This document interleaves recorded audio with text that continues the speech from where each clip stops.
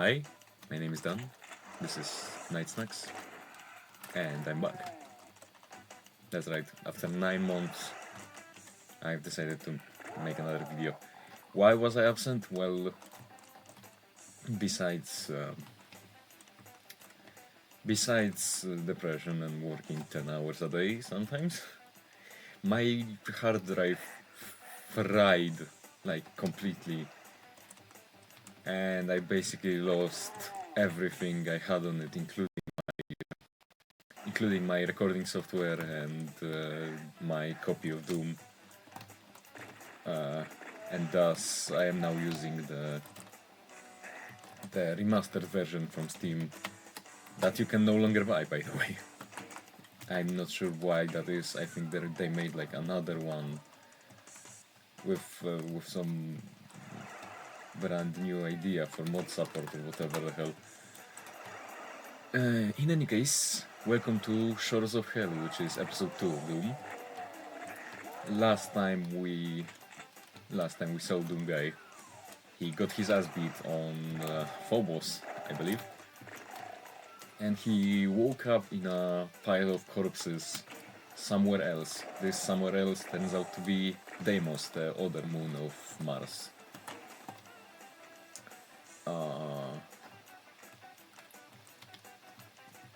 And thus we are basically unarmed and trying to escape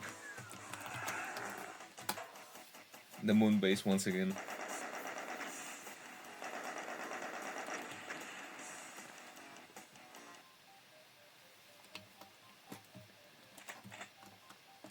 Here we are.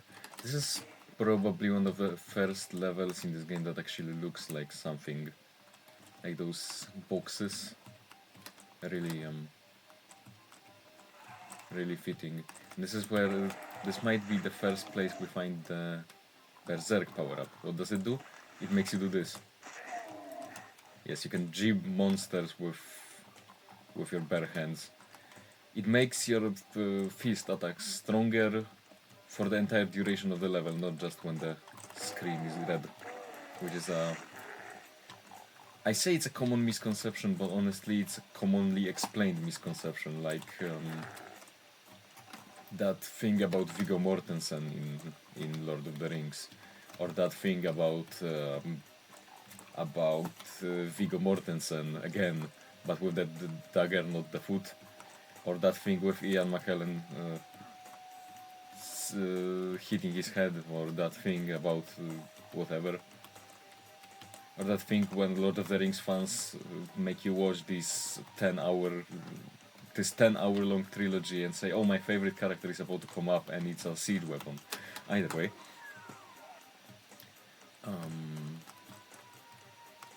what I was trying to say is jibbing. I don't know if I explained jibbing because that was like almost a year ago when I played this game for the first time on this channel.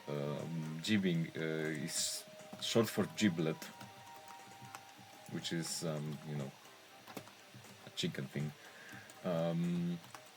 Basically the point of jibbing is that if you hit an enemy hard enough, like with a rocket or with a berserk punch, they turn into giblets, so basically pieces of meat. That's the point here.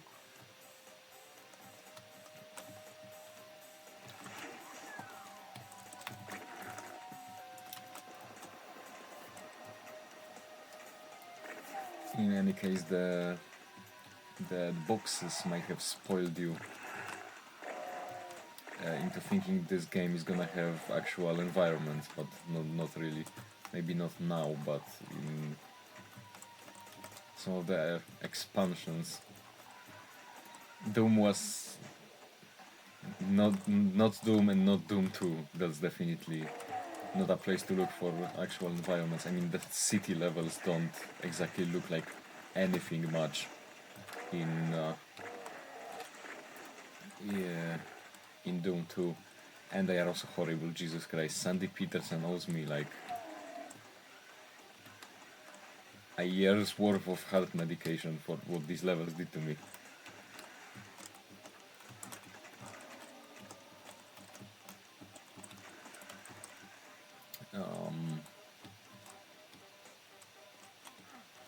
it was honestly making realistic, or at least, you know, accurate looking things in these types of boomer shooters was more of a 3D Realms thing. Fitting name, honestly. Like Duke Nukem 3D and Shadow Warrior, and then Blood. Blood was honestly, in my opinion, the best at it.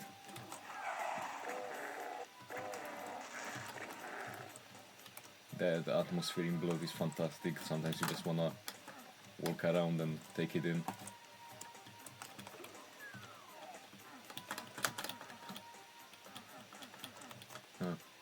Wall humping it is. Blood is also better at secrets than this because of the cracked walls that you can blow up with dynamite or napalm and get results.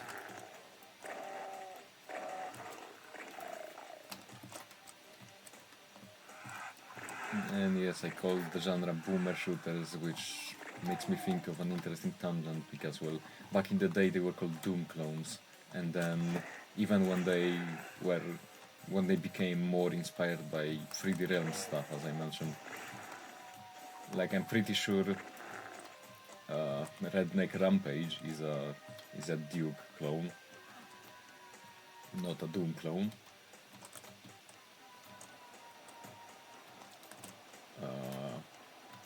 After it only changed after Quake came out, at which point they were called Quake clones. Oh, chainsaw. And these things here, I'm not sure if they show up in episode 1, so I'll explain them. These are lost souls. They float around, they rush you whenever they spot you. And they're not even at the apogee of their annoyingness, because we don't have pain elementals in this game. Anyway, back to my original point. They changed to Quake clones, and there were quite a few, but they're not as fondly remembered as Doom clones, I guess, because 3D Realms wasn't making them, probably. And then after Half-Life, there was a brief period where first-person shooters were called Half-Life clones, and after that it was just FPS. Genres are weird, honestly. If you think about it, the first-person game ever was the one that inspired Wolfenstein, the first-person shooter, which would be Ultima Underworld. In fact, Wolfenstein 3D was created as a direct... Well, not Wolfenstein 3D, it was first Labyrinth 3D, I think. I don't know if 3D was in the title, because John Carmack of id Software, the company that made this game, decided that he can make a better engine than Ultima, and then he did. It was the style at the time to just make these kinds of rush decisions and somehow succeed.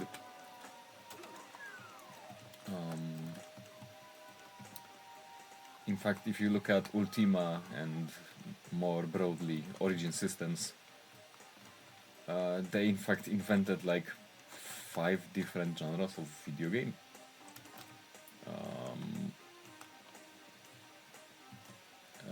Because they basically invented the Richard Garriott, the founder, literally created the entire computer RPG genre with a Calabeth, which was the predecessor to Ultima.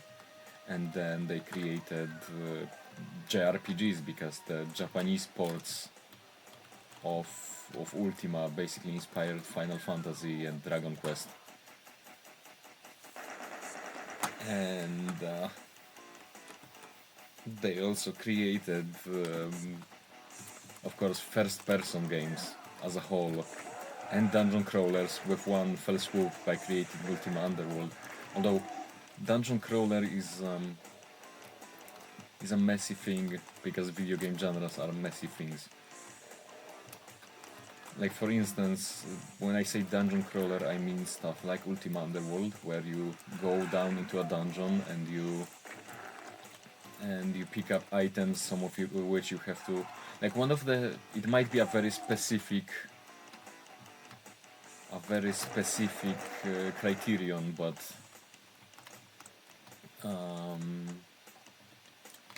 I consider a game a dungeon crawler, for instance, when it has potions that you have to identify or just drink them and see what they do. Like in Ultima Underworld or Barony. Barony is a good example, dungeon hack, which is a pure dungeon crawler. I don't think there's even much of a plot in that game, you just go down a randomly generated dungeon. Eye of the Beholder is a classic that people often consider. Funnily enough, it was also released on the SNES. The problem with genres is that, well, people also call Diablo a dungeon crawler, which we need a name for that genre because sometimes people call it hack and slash, but they also call hack and slash, use the phrase hack and slash to refer to Devil May Cry, which is nonsense. Because these games are nothing alike in gameplay, or style, or anything really. In fact, the name for games like Devil May Cry has been, in the last decade or two, has been character action, which is, I mean, it's a good start, but the criteria are once again nonsensical. Because, well, how do you define character action without saying vibes-based stuff like stylish character movement and combos? Like, you can just define character actions without setting it against Devil May Cry, Bayonetta, Metal Gear Rising, Vanquish, and basically anything that Platinum put out, until they decided, we are known for good games, we want to change that. They basically said that. This is just a very basic paraphrase of that. Speaking of genres, JRPGs, CRPGs. CRPG just means computer RPG, so it would logically encompass all RPGs, but no, not really. Honestly, the phrase RPG refers more to the meta aspect of RPGs, which is to say rolling dice and stuff instead of playing a role, because I mean obviously in every game you play a role. Even in the oldest, like Arkanoid was a very old arcade game about bouncing a ball off of bricks, and it had a story, it had a character who has a name.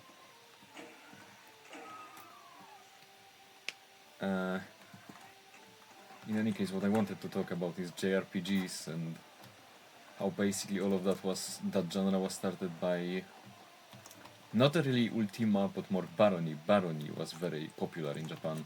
Not Barony, what am I talking about? Wizardry. Barony is a pretty new game. It's pretty good though, you should play it.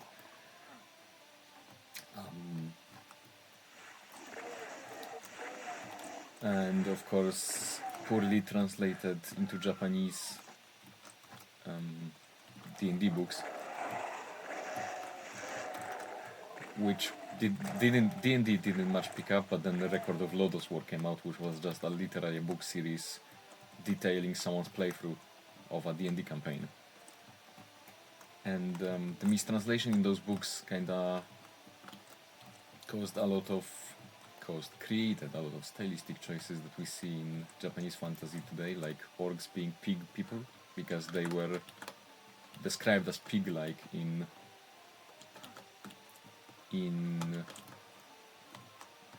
Dungeons and Dragons books. Is this a glitch I can get out? This shouldn't happen.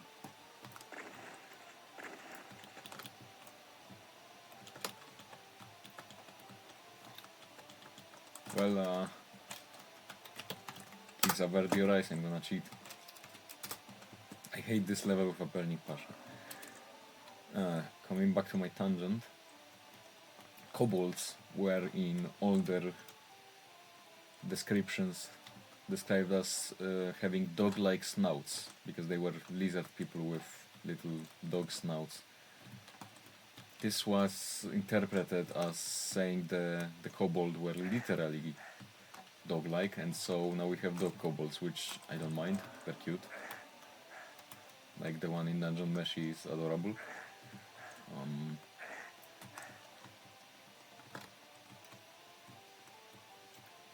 What I was getting to right now is also slimes. Slimes were obviously a Dungeons and Dragons thing at the start. Stuff like the gelatinous cube. And in Japan they were mostly popularized by Dragon Quest, which was, well, obviously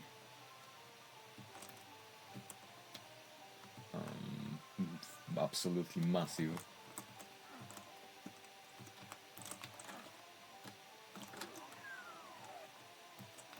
And the slimes in Dragon Quest were obviously so iconic, they are basically the symbol of the franchise. The first enemy you fight in every Dragon Quest game, basically. The symbol of Dragon Quest, one could say. I mean, they made that controller that's shaped like a slime. Probably felt terrible to play, but you know, novelties are novelties.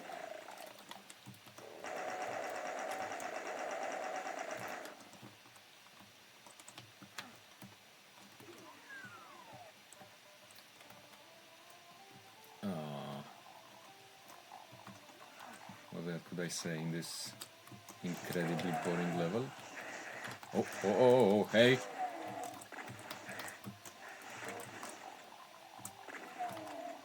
Look at that, it didn't crush me. I was almost a Jill sandwich.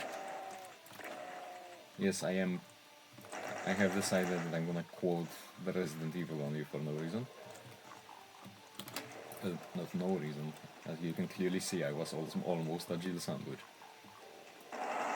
Funnily enough, the first terribly translated version of Resident Evil 1 is remembered fondly by a lot of people, including the developers. Like the scene where Barry gives Jill what was it? A lockpick, and then calls it a master of unlocking because it's a literal translation of what the Japanese word for lockpick means. Master, unlocker, and it's such a meme in the community that in Resident Evil, I wanna say 8 or 7, when there's an achievement for opening every lock, like locked boxes, locked chests, locked doors, and the achievement is called, of course, Master of Unlocking. Although I think it, and also it was referenced in the Resident Evil Outbreak, a less remembered terrible spin-off where you play as a bunch of people surviving the original Outbreak, as the name suggests. In that game, one of the characters has a particular skill in lockpicking, and she's referred to by the game as a Master of Unlocking.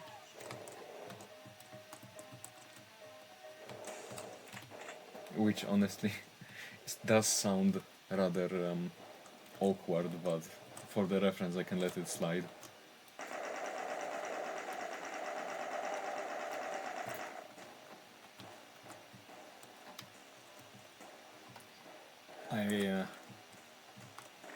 I really like the way the Resident Evil community approaches memes. Like for instance, them keeping the bingo line from Resident Evil 4 in the remake because that was iconic, and also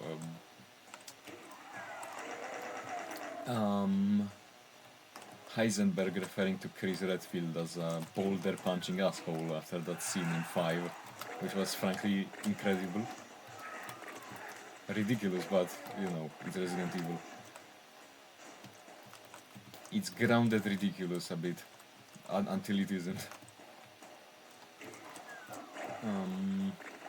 Grounded ridiculous would be something more like Yakuza. Funnily enough, that line about boulder punching is not in the Japanese version, however, it is replaced, the Japanese is the original. It features a reference to another meme in the Japanese community of basically Heisenberg calls Chris a goddamn gorilla man, which is a reference to a Japanese meme about Chris Redfield being built like a gorilla. Which is true actually, he even has the face of a gorilla. It was incredibly funny to find out that people in Japan, of all places, have the same running joke about Chris that I had with my friends when I played it for the first time. Maybe I could do a let's play of Resident Evil on this channel someday, because despite being horror games, some of the first Resident Evil games are quite relaxing if you know where you're going. Though maybe I can go through to Silent Hill instead, although no, not Silent Hill. I found Silent Hill 1 relaxing to play through because of the dreamlike atmosphere and so on, but no, the Silent Hill series is absolutely not something that's relaxing as a whole. In fact, it has some of the darkest themes I've seen in video games. And handled well too, so that makes it even more messed up. Yeah, anyway, we are entering Halls of the Dam. And we have a rocket launcher. This will be important later, at the end of this chapter. This is a clever idea. We go this way. We go there, open the door, and then we have to come back to get into the actual level. There's a Berserk power-up that I'm not gonna use because this game is a shooter, not a puncher. If you want a shooter with good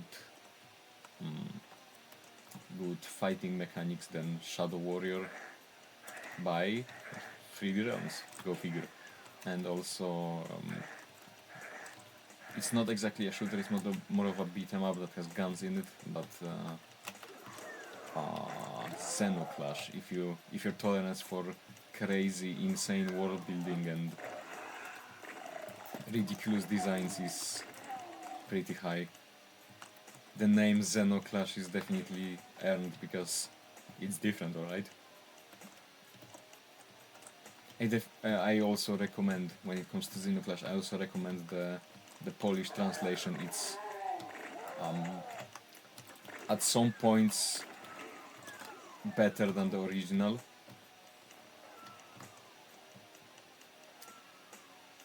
Especially in the name of a certain main character who I will not reveal because that would be honestly not only a spoiler but more of a disservice to the world building that you aren't being thrown into it face first.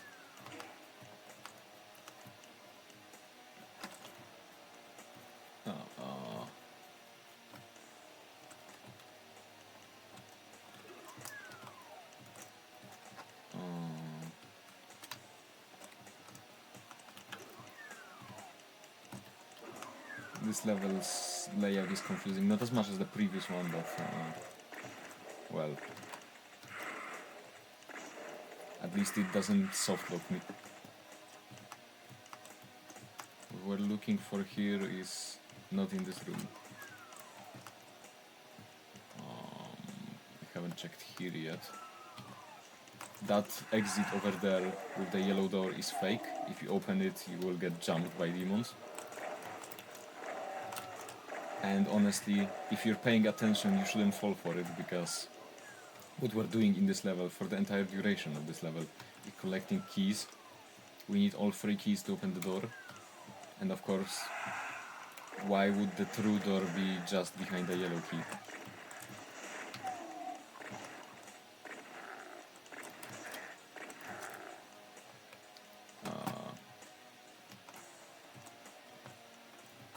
The remaster that I'm playing, it's mostly the same as the original, but I can't help but, feel that Doom guy's face in the bottom of the HUD is more high res than usual, and it's kind of throwing me off. In any case, let's go find the red key and get the hell out of this. Well, it is hell. So maybe get the hell out is not exactly the most sensitive thing to say here. Get the hell out of hell.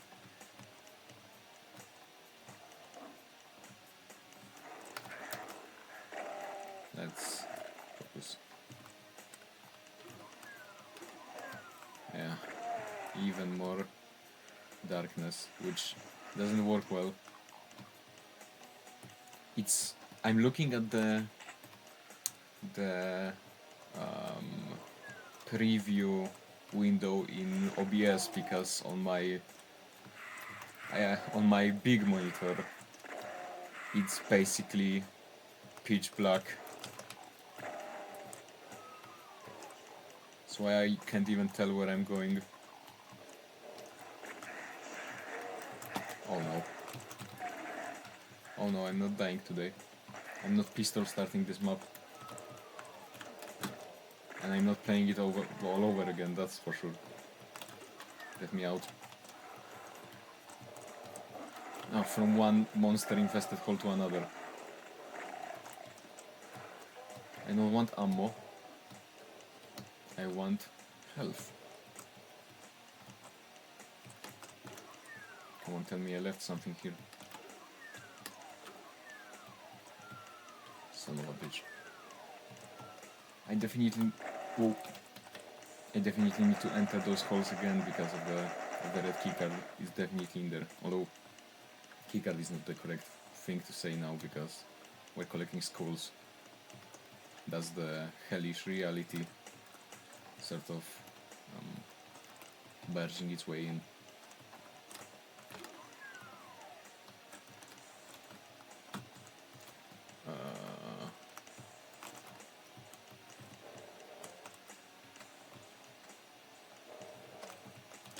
I was here. Oh, thank God there's health packs. Funnily enough, this is one of the things that the remaster changes. The health packs have green crosses instead of red. That's because the red cross is not just a shorthand for health packs, it's actually a copyrighted symbol. Which makes sense, although giving royalties to the red cross feels like a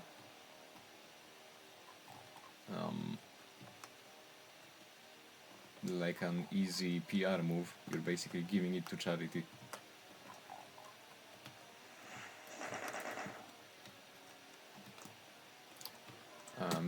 The removing of red crosses in video games. There's a misconception that using the red cross in a video game is a war crime, and it's not that, it's just that it will be investigated by the Hague if they have to. Mostly because basically anyone who wears the red cross symbol is a medic, and medics are not allowed to fight, to kill. If you kill someone while dressed as a medic, you are committing a war crime, and therefore showing characters, well, medics in video games. Video games have medic classes, and these medics still have to kill people, which makes them war criminals. Thus the Red Cross does not want their logo put on video game war criminals, hence the War Crime Association. In any case, we have collected all the keys, now we can get out of here.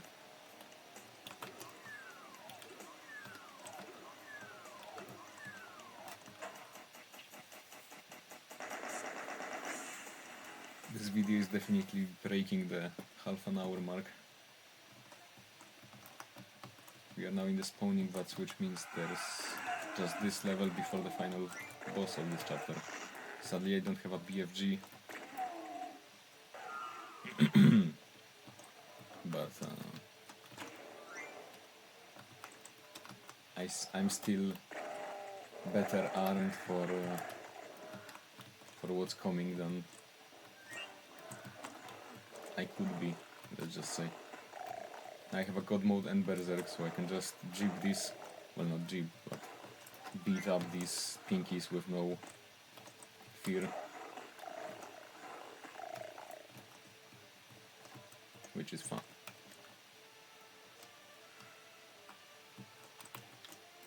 I can also fire the rocket launcher directly in front of my face, and it won't hurt me.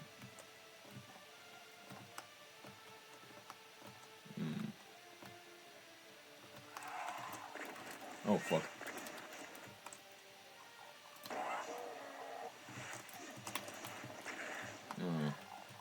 There goes my plan because I fumbled around with the keys too much.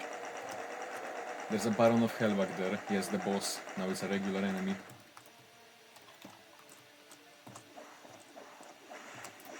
It also has the same amount of health as it did on Phobos.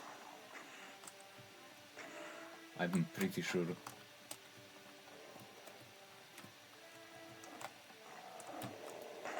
I know that there's some fuckery with that in Blood where returning bosses actually have more health when they come back than less, even though they're supposed to be part of a, you know, just one-off fight in a level. Oh, flashing lights. I wouldn't wanna cause epilepsy, but I guess it's too late now.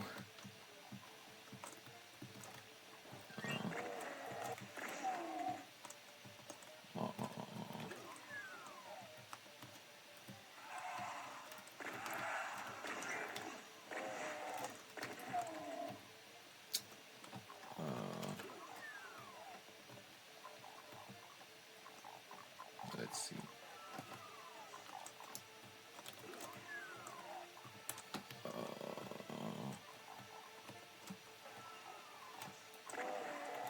There's the yellow key, and it's a keycard again.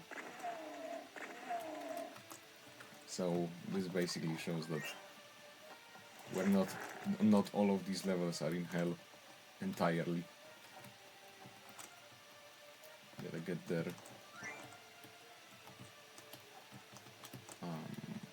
This way? No. Here. Looking at this map and trying to figure out which way to go is like fixing, you know, it's like untangling a bunch of cables through. I'm not going there, fuck that.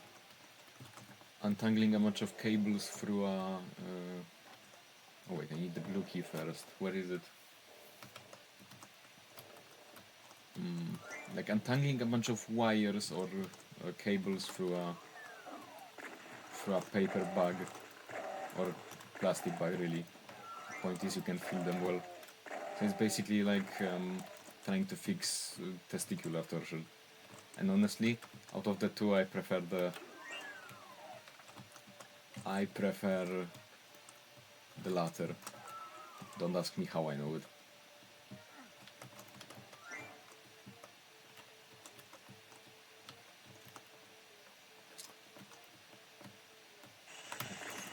I haven't been here. Why did I just run in a little bit and go back?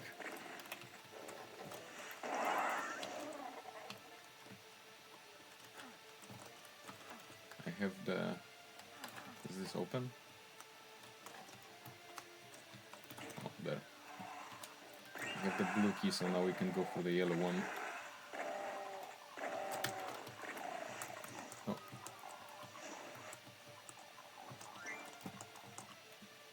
Let's focus on getting the keys and getting out of here. These levels aren't exactly interconnected logically, just a series of level designs. Like I said, it wasn't until Blood and Duke Nukem 3D. Duke Nukem 3D was the first one, I'm pretty sure. That kickstarted the idea of actually making levels feel like one journey. Like for instance, ending a level on one side of the fence and beginning the next one on the other side.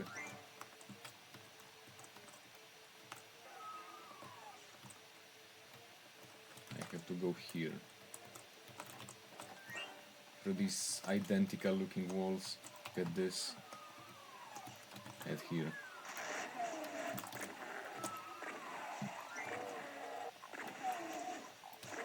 There's something funny about hit scanning an enemy for once. Hit scans are, I'm not sure if I explained them, hit scanners are enemies that basically do an animation of firing their gun, and if you are in their field of view, as the scan tells them, you get hurt. So there's no bullet traveling through the wall. Which may be problematic because sometimes these guys will just, you open a door and they immediately hit scan you. There's the red key, which is basically only for a secret, but nice to know that I have it.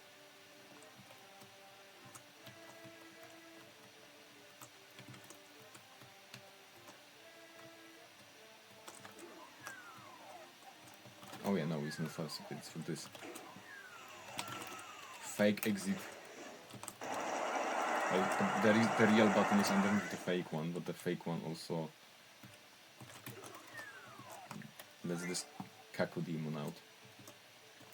Is there any health packs around here that I could pick up? Could use it. Whatever.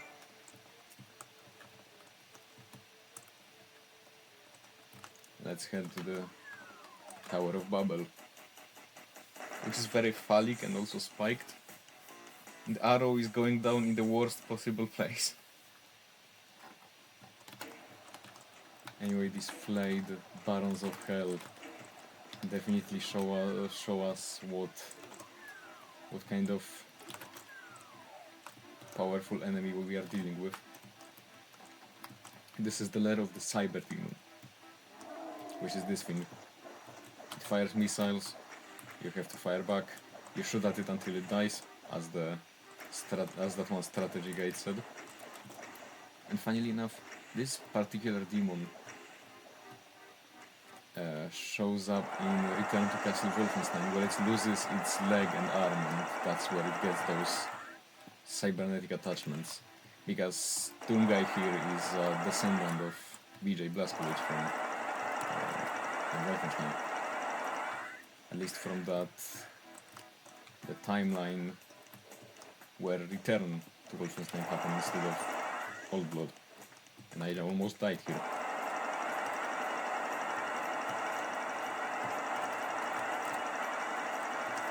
Yes, I'm using the plasma rifle here because, there we go. Only hooves left. He's not gonna come back from that. 100% kills, 100% items, 100% secrets on this level. It's not hard at all, so what can I say?